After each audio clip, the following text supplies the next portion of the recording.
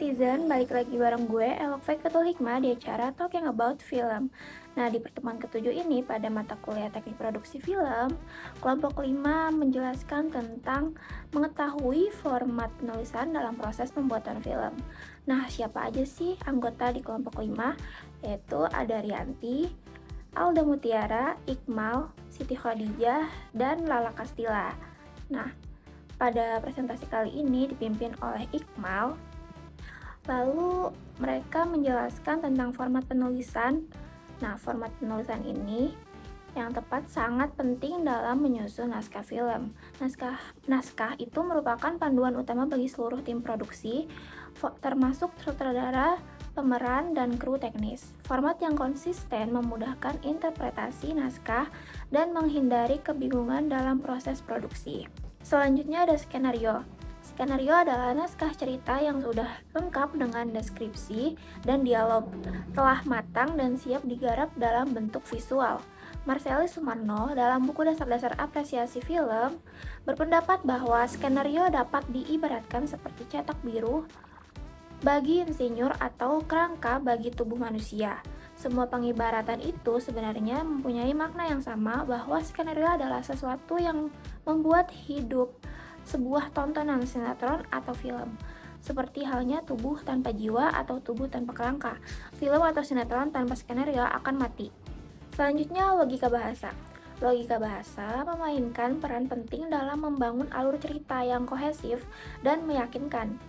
Ketidaksesuaian dalam penggunaan bahasa dan logika naratif dapat mengganggu pengalaman penonton yang mengurangi kredibilitas cerita. Selain itu, kesalahan dalam penggunaan istilah atau konsep tertentu juga dapat membingungkan penonton dan mengganggu alur cerita yang sedang dibangun. Kelompok 5 juga menjelaskan tentang rasionalisasi data. Rasionalisasi data mengacu pada keakuratan dan konsistensi informasi yang disajikan dalam film. Ini menjadi penting terutama dalam film yang terinspirasi dari kisah nyata atau film dokumenter. Jadi, sebelum penulis naskah membuat tulisan naskah atau skenario, penulis diwajibkan untuk meriset dan mencari fakta-fakta atau informasi yang ada dalam cerita yang sedang diproseskan untuk dibuatkan film. Jadi film dokumenter kan diambil dari cerita nyata yang dijadikan sebuah film. Jadi penulis naskah ini diwajibkan untuk meriset dengan cara misalnya wawancara kepada narasumber yang kuat, misalnya orang-orang yang terlibat dalam cerita tersebut, agar tidak merusak kredibilitas film dan membingungkan penonton yang sudah tahu cerita sebelumnya sebelum dijadikan film. Nah, tadi kan sempat disinggung tentang wawancara untuk mengumpulkan data. Nah, apa sih metode wawancara tersendiri? Nah, wawancara itu dalam proses pembuatan film adalah proses yang berfungsi untuk mengumpulkan data dan informasi yang relevan dengan ide film yang akan dibuat. Wawancara ini mencakup berbagai aspek seperti ide, manusia, waktu, tempat, masalah, dan lainnya. Wawancara dengan narasumber atau ahli seringkali menjadi bagian penting dalam proses riset untuk film dokumenter atau film berbasis kisah nyata. Selanjutnya, penjelasan tentang studi pustaka.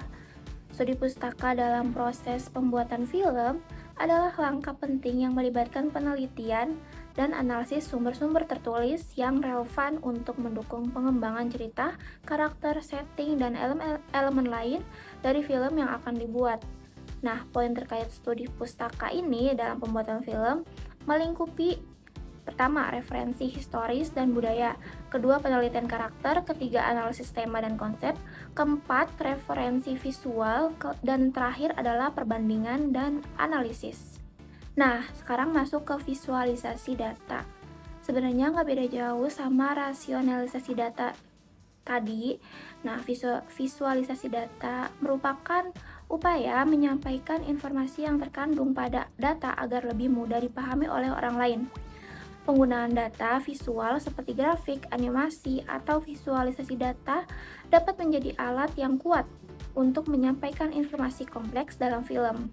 Selanjutnya, resensi film yang dibahas oleh kelompok 5 yaitu film 172 Days.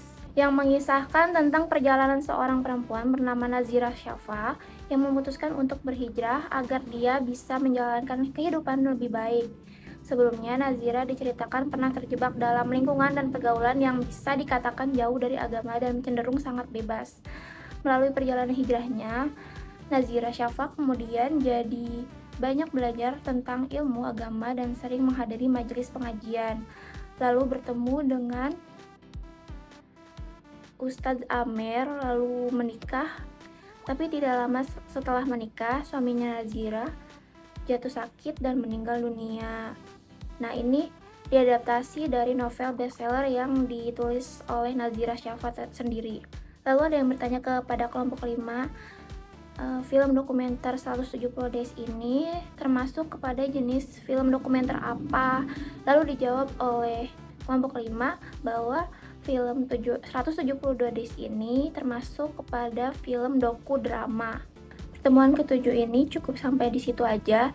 Lalu Pak Adi memberitahu bahwa setelah Lebaran akan diadakan ujian tengah semester, diadakan secara offline.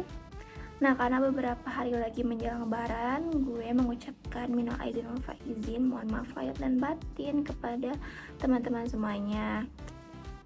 Mungkin itu aja yang bisa gue sharing di Talking buat film kali ini. Jangan lupa buat subscribe, like, dan komen. Bye-bye.